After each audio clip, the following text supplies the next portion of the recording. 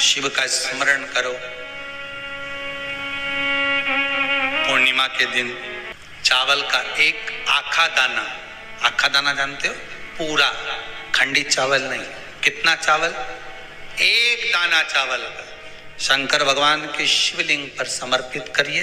एक बेलपत्र जिसका डंडी का मुख अपनी ओर हो, जहां से चावल चढ़ाया है, उस चावल के ऊपर अपनी कामना कर रख दीजिए और चंद्रमौली भगवान का स्मरण करिए। कौन से भगवान? शंकर भगवान का सर्वश्रेष्ठ सुंदर नाम है चंद्रमौली। चंद्रमौली भगवान का स्मरण करिए। अपनी कामना कर बेलपत्र समर्पित कर शिव जी पर एक लोटा पानी, एक जल पात्र समर्पित करो, कलश से जल चढ़ा दीजिए।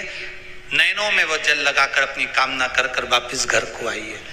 अगली पूर्णिमा आएगी, जो कामना करी है मेरा चंद्रमौली भोलेनाथ उसे पूर्ण कर ही देगा। आप सभी को सुंदर पूर्णिमा की बहुत बहुत बधाई हो। बाबा विश्वनाथ की कृपा आप पर सदा बनी रहे। आ गया पूर्णिमा की रात्रि।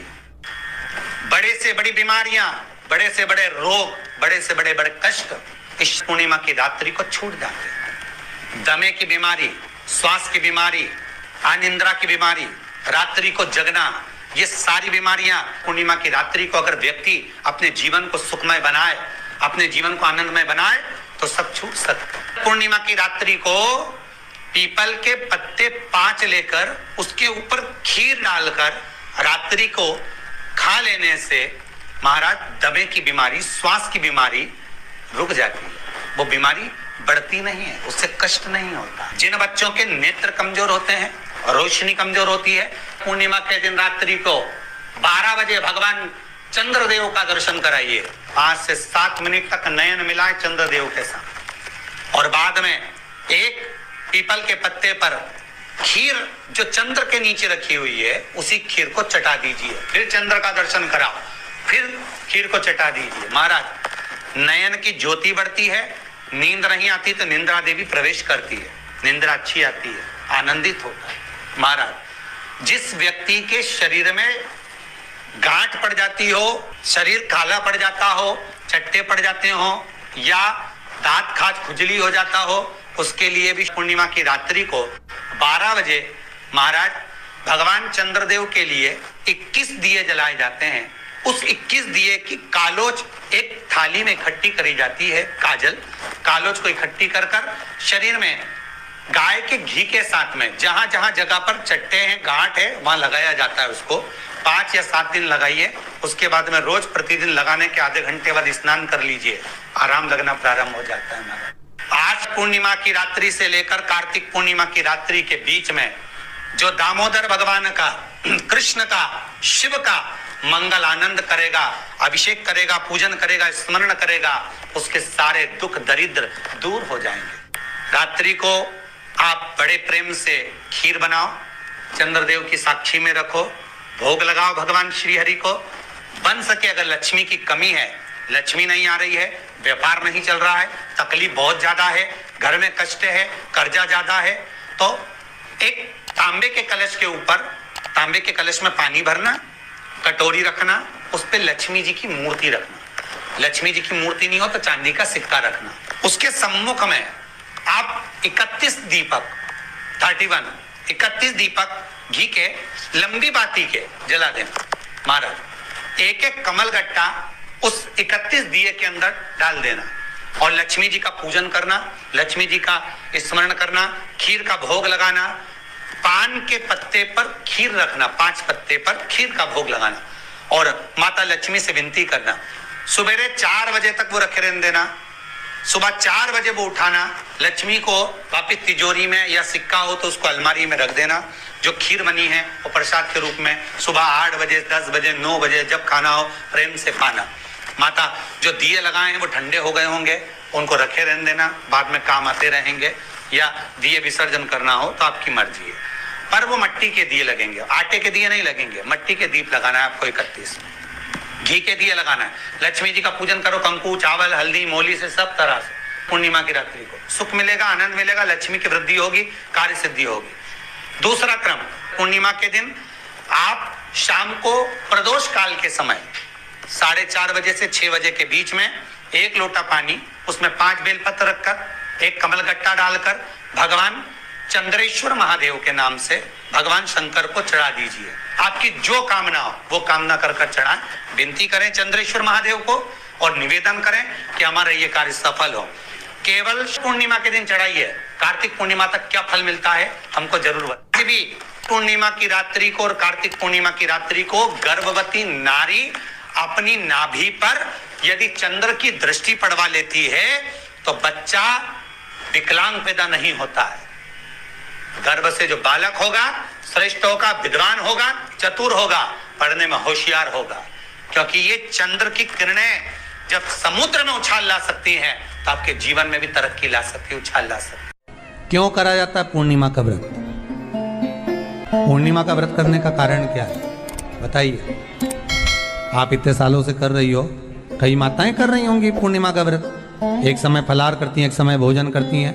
भोजन में खीर का होना जरूरी होता है पूर्णिमा के व्रत में। दूध की सामग्री होना जरूरी होती है पूर्णिमा के व्रत में।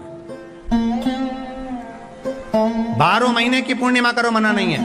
और पूर्णिमा उठाने का भी समय होता है चैत्री। चैत्र के महीने की जो पूर्णिमा होती है, चैत्री पूर्णिमा पहली पूर्णिमा मानी जाती है, इसलिए चैत्री पूर्णिमा को सिद्ध पूर्णिमा कहते, कार्य सिद्धात्री पूर्णिमा कहते, सिद्ध करने। मनोरथी पूर्णिमा कहते, मनोरथी पूर्णिमा। इसलिए पूर्णिमा का व्रत कहां से उठाया जाता है? चैत्र के महीने की पूर्णिमा से पूर्णिमा का व्रत उठाया जाता है कि मैं महीने की पूर्णिमा करूंगी तो वो चैत्र पूर्णिमा से उसको उठा लिया जाता है। पर उसका एक नियम रहता है, आप फलाहार करें अपनी जगह पर है, पर एक समय भोजन कर रहे हैं वो अपनी जगह पर। भोजन के साथ में मीठे के साथ थोड़ा दूध की सामग्री होना जरूरी होती है। और क्यों करते हैं पूर्णिमा का व्रत? किस लिए किया जाता है, क्यों करा जाता है? उसका व्याख्यान वर्णन शिव महापुराण के अंतर्गत स्कंद पुराण में लिखा गया। स्कंद पुराण में वर्णन किया है श्री वेदव्यास जी महाराज ने। कहा ये पूर्णिमा का व्रत इसलिए किया जाता है कि व्यक्ति का जब मन गलत भ्रम में जाने लगता है, मन जब गलत जगह पर जाने लगता है, तो ये मन को गलत जगह पर ले जाने वाला कौन होता है? तो कहा ये चंद्र होता है। व्यक्ति की राशि के अंतर्गत, व्यक्ति की पत्रिका के अंतर्गत, व्यक्ति की ग्रह दशा के अंतर्गत जब चंद्र बेकार चलता है तो व्यक्ति अच्छा करते करते भी बेकार करने लग जाता है। चंद्र डोल रहा है। कई माताएं कहती हैं गुरुजी हमारे बेटे को आशीर्वाद दीजिए, बहुत गलत संगत में जा रहा है। मतलब समझ जाना कि चंद्र गड़बड़ जा रहा है। बेटी अगर गलत मार्ग पर जा रही है, बेटी अगर गलत संगत में जा रही है, किसी अन्य व्यक्ति को आकर्षित हो, चंद्र गड़बड़ हो रहा है, उसका चंद्र कहीं जा रहा है। कोई पुरुष, कोई लड़का, कोई गलत मार्ग पर जा रहा है, चंद्र गड़बड़ हो रहा है। घर में जो क्लेश उत्पन्न होता है, घर में जो विवाद उत्पन्न होता है, उस विवाद को रोकने के लिए केवल चंद्र की ही, इसलिए तो पूर्णिमा घर की नारियां हमारे यहाँ हिंदू धर्म में यहाँ तक स्कंद पुराण में कह दिया कि प्रत्येक पूर्ण। आप लोग कभी आप लोगों ने सत्यनारायण जी की कथा करवाई है?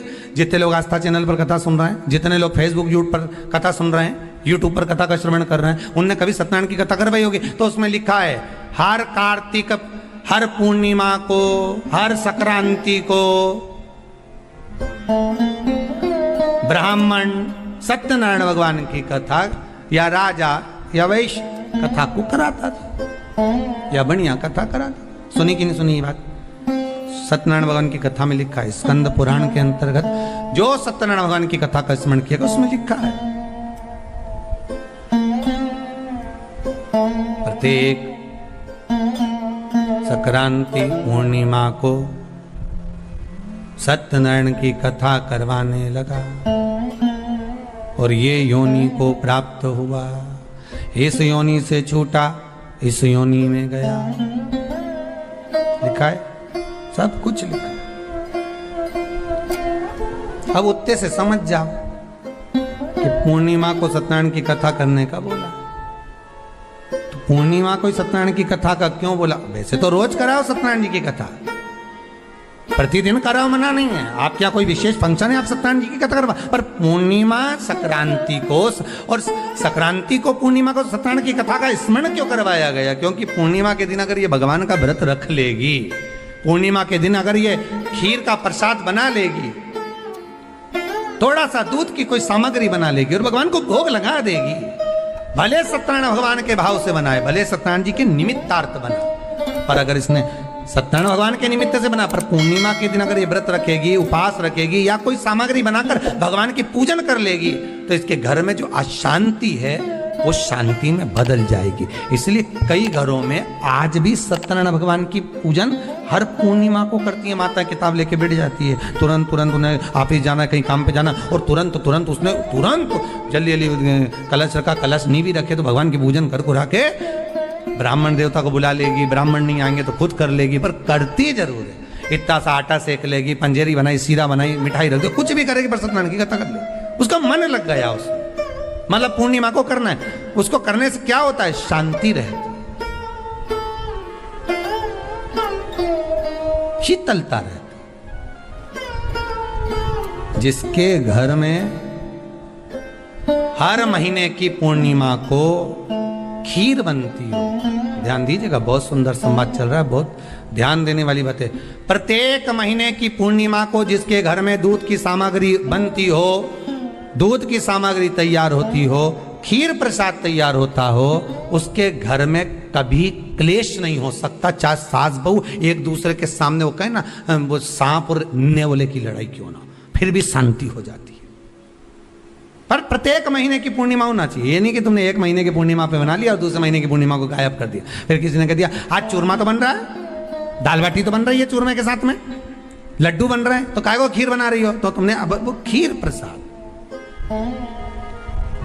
महापुराण की कथा कहती है, महाराज पूर्णिमा का जो चंद्र है वो विशाल का है, और उस चंद्र की पूर्णता में हमारी अभिलाषाएं भी पूर्ण हो। आप आस्था चैनल के माध्यम से जितने लोग कथा सुन रहे हैं, फेसबुक यूट्यूब पर जितने कथा सुन रहे हैं, और कुबेरेश्वर धाम में जितने कथा सुन रहे हैं, आप में से कितने लोग हैं जो पूर्णिमा का व्रत करते हैं? जो माताएं करती हो जरा हाथ उठाइए। पूर्णिमा का व्रत जो करते हो ना आप लोग, रखिए। अब पूर्णिमा के व्रत में आपने कई बार किताब पढ़ी होगी पूर्णिमा की, या आपने व्रत किया होगा, या पूर्णिमा का व्रत आप धारण करे होगे, तो उसमें पूजन कौन से भगवान की होती है? पूर्णिमा के व्रत में किस भगवान की पूजन होती है? तो कहा पूर्णिमा के व्रत में केले के खंभ लगाकर पूर्णिमा का जो अध्यापन होता है, पूर्णिमा की जो पूजन होती है, उस पूजन में शंकर और पार्वती की पूजन की जाती है। शिव और नारायण की पूजन करी जाती है, शंकर और पार्वती का स्मरण किया जाता है। किसकी पूजन होती है? शिव पार्वती।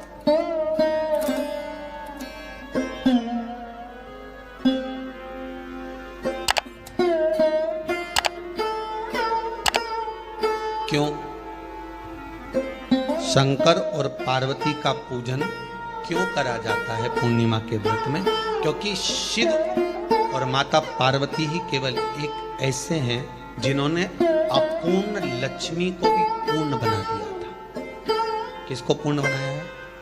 लक्ष्मी।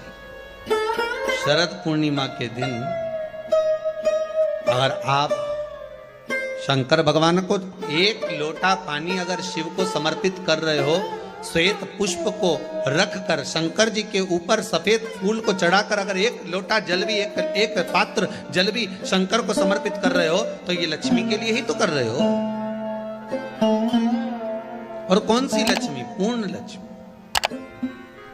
पूर्ण लक्ष्मी। आपको पहले भी कथा में कहा, एक बार भगवान विष्णु के सामने लक्ष्मी मैया ने बहुत तेज स्वर में कह दिया था, नारायण, दुनिया के लोग आपका नाम जपते हैं, दुनिया के लोग नारायण नारायण कहते हैं, दुनिया के लोग आपका भजन करते हैं, पर सत्य मायने में कहूं ना तो मेरे बिना दुनिया के लोगों की नहीं चल सकती, मेरे बिना दुनिया नहीं चल सकती। संसार मेरे बिना नहीं चल सकता। भगवान विष्णु ने कहा ये तो गलत है लक्ष्मी आपका कहना। एक दिन लक्ष्मी को अहंकार आ गया, अहंकार के संबोधन जब माता लक्ष्मी करने लगी तो भगवान उसी समय पर भगवान विष्णु को क्रोध आ गया और भगवान विष्णु ने कह दिया लक्ष्मी तो इतनी बड़ी बड़ी बात कहती है कि तेरे बिना नहीं रह सकती संसार। मैं तुझे कहता हूं लक्ष्मी तू अपूर्ण है, तू अपूर्ण है, तू पूर्ण कब हो गई?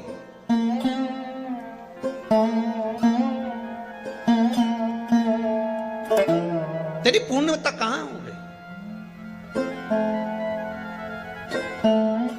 लक्ष्मी की आंख से आंसू बहने लगे। आज आपने मुझे अपूर्ण कहा, आपको मालूम है आप मुझे अपूर्ण कर रहे हो? आपको ये ज्ञात हो रहा है आप मुझे अपूर्ण कर रहे हो?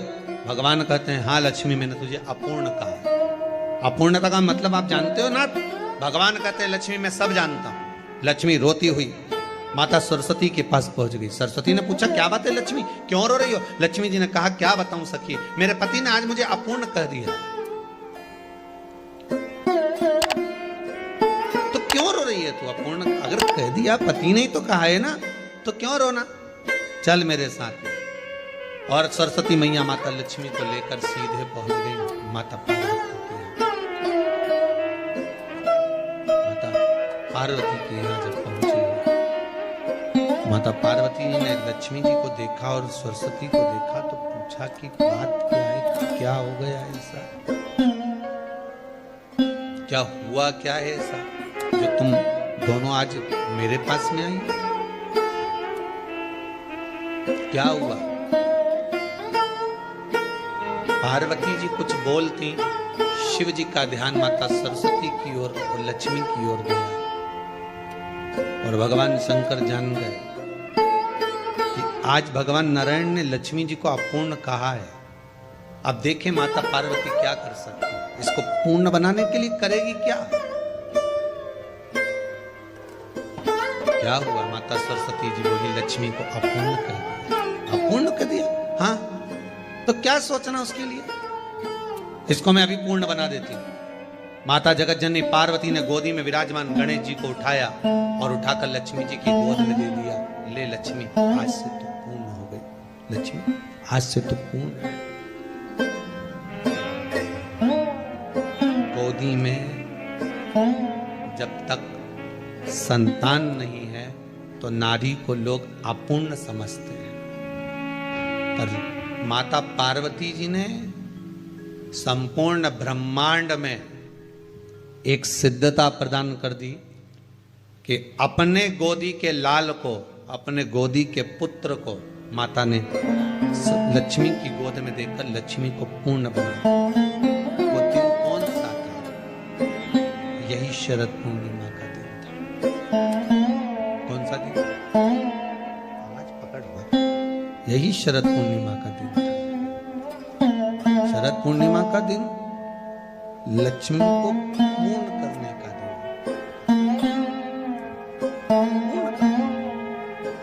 केवल अमृत ही नहीं बरसता, शरद पूर्णिमा के दिन लक्ष्मी भी बरसती। लक्ष्मी पूर्णिमा के कितने व्रत होते हैं? बोलते जाओ जरा, जल्दी जल्दी बोलो।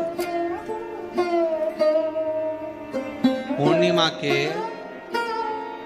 नारियों को, स्त्रियों को अखंड सौभाग्य के लिए, जो नारी वैधव्य नहीं होना चाहती है उस नारी को पूर्णिमा के कितने व्रत करना चाहिए? जिस नारी के यहाँ संतान नहीं हो, भगवान कृष्ण ने माता यशोदा को द्वापर में भी बताया है कि पूर्णिमा के 32 व्रत होते हैं। कितने व्रत होते हैं? 32।